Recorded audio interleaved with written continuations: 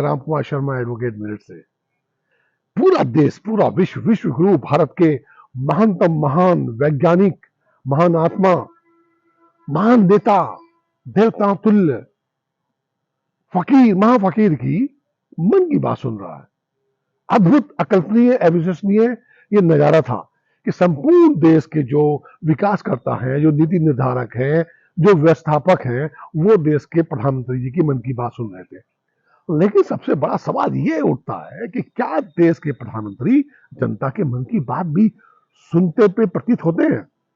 यहां से एक और सवाल बनता है, क्यों सुने वो मन की बात, क्यों सुने?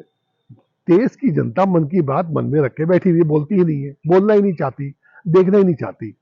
इसलिए देखना चाहती कि वैज्ञानिक परीक्षणों के अनुसार जो परीक्षण किए गए हैं उसमें 50% जनता विश्व की झूठ भरे पाखंड में ही जीना चाहती है।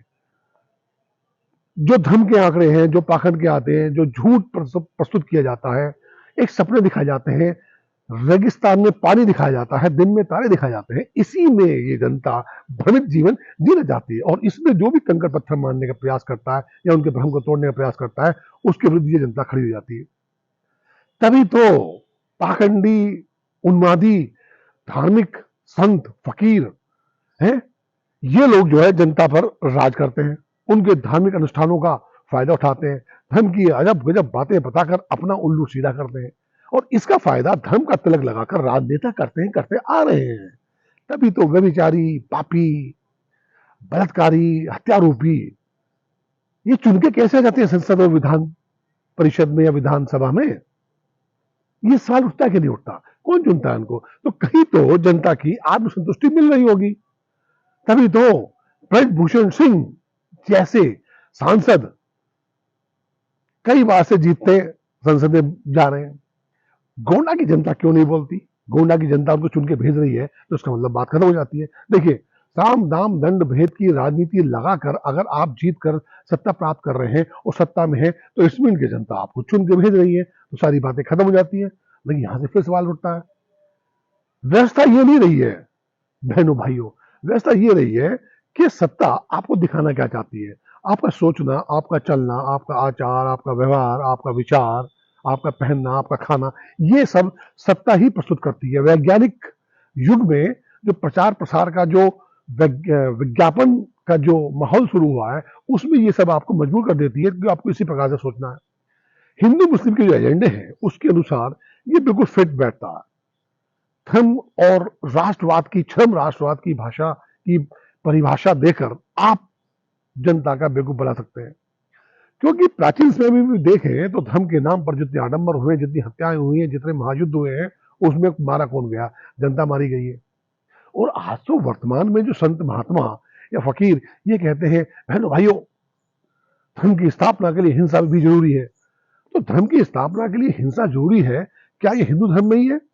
फिर तो मुस्लिम में भी लागू होता है, फिर तो क्रिश्चियन में भी लागू होता है, फिर तो अन्य धर्मों में लागू होता है। तो अगर वो हिंसा करेंगे, वो जायज होगी या नाजायज होगी? बहनों भाइयों, धर्म की राह में जान नौछावर करने वालों को स्वर्ग मिलेगा, मुस्लिम कहते हैं जन्नत मिलेगी, और ईसाई कहते हैं हेवन मिलेगा। वहां सब सुख सुविधाएं, परिणाम, सब चीज मिलेंगी आपको।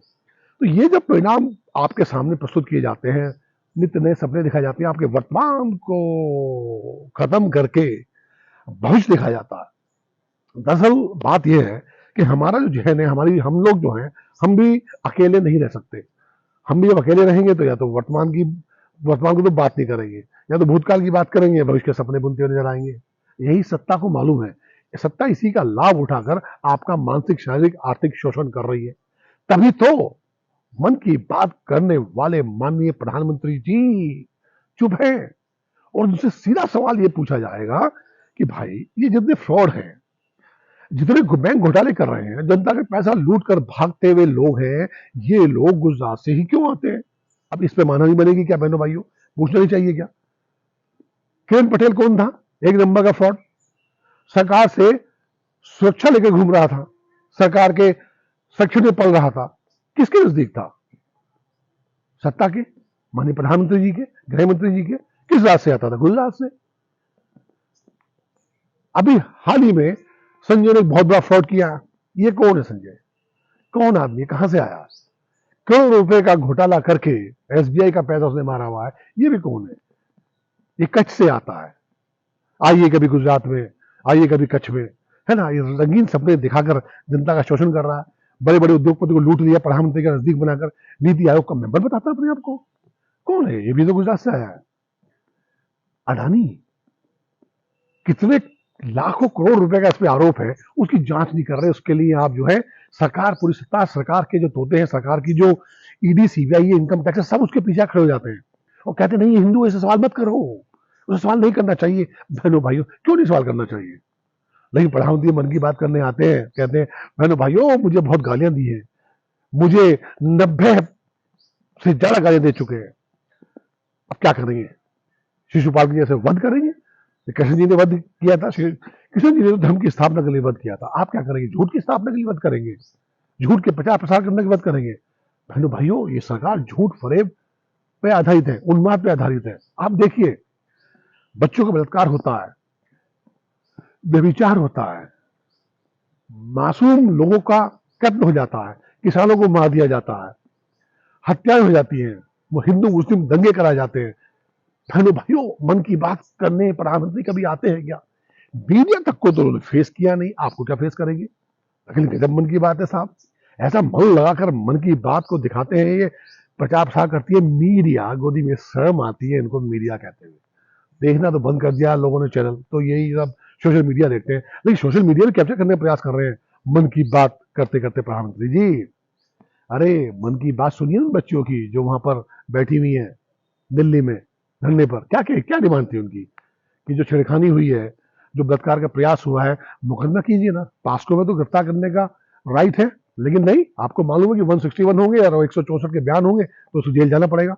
लेकिन इसके जेल जाने से, सांसद इस बाहुबली ब्रजभूषण सिंह के जेल जाने से आपकी राजनीति प्रभावित होगी, यह भी निश्चित है। लेकिन राजनीति प्रभावित किस प्रकार से होगी? क्योंकि जनता उसके साथ है। जनता ऐसे लोगों के साथ है, क्यों है? यही सवाल है। आप चुनना नहीं चाहते, आप हिंसा चाहते हैं, आप पाखंड चाहते हैं, आप असत्य को चाहते हैं, इसकी वरमाला पहनते हैं आप। और फिर पूछते हैं कि महंगाई बहुत हो रही है, शिक्षा की व्यवस्था नहीं है, कहां जाए, काम नहीं मिल रहा, रोजगार धंधे सब बंद है। सरकार भी आपको गरीब बना के रखना चाहती है, तभी तो 80 करोड़ लोगों को मुफ्त का राशन दे रही है। जिस प्रकार से प्राचीन समय में राजा महाराजा करते आए थे कि प्रजा को पढ़ने ना दे, प्रजा को बनने ना दे, काम ना करने ना दे, अपने टुकड़ों पर पलाएं, तो इसी प्रकार की राजनीति इस समय चल रही है।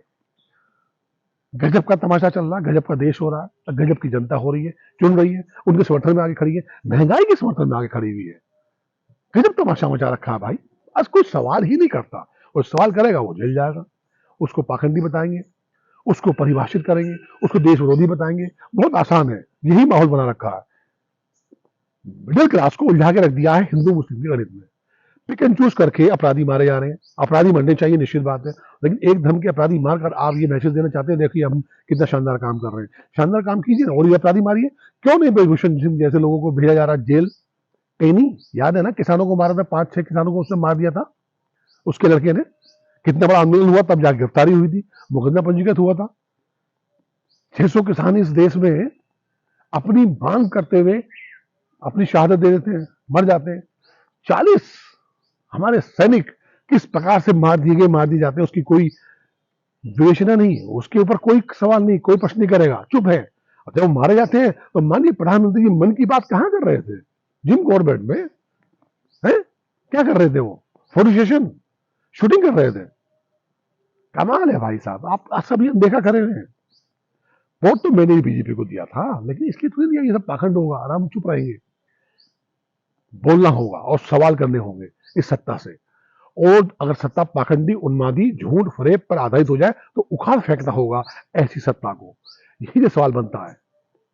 हिंदू मुस्लिम के गणित से अलग हटके, जातिवाद की भावनाओं को अलग करके, क्या हम इस सरकार को उखाड़ फेंकने की स्थिति में है क्या बहनों भाइयों? होना चाहिए कि नहीं होना चाहिए बहनों भाइयों? होना चाहिए ना। अब मुझे कह दें कि मैं कांग्रेसी हूं, मुझे कह दें कि उन्मादी हूं, या मुझे कह दें कि मैं वामपंथी हूं। जो सही सवाल पूछेगा, जो सही क्वेश्चन पूछेगा, आप उसको परिभाषित करेंगे बहनों भाइयों, क्यों करेंगे? झूठ बोलता प्रधानमंत्री, झूठ बोलते इसके नेता, झूठ बोलते मंत्री, है गोली मारो सालों को, कौन बोलता है? ये बोलते हैं ना। हर काम के लिए सुप्रीम कोर्ट, हर काम के लिए सुप्रीम कोर्ट। सुप्रीम कोर्ट का काम ये रह गया कि कार्यपालिका काम करेगा, उसका न्यायपालिका का काम है। आप उसको कार्यपालिका काम भी करा रहे हैं, एग्जीक्यूशन भी वही कर रहा है। बड़े शर्म की बात है कि एफआईआर तक सुप्रीम कोर्ट के आदेश पे लिखाई जा रही है। और यही से सवाल बनता है, सवाल तो बनता है।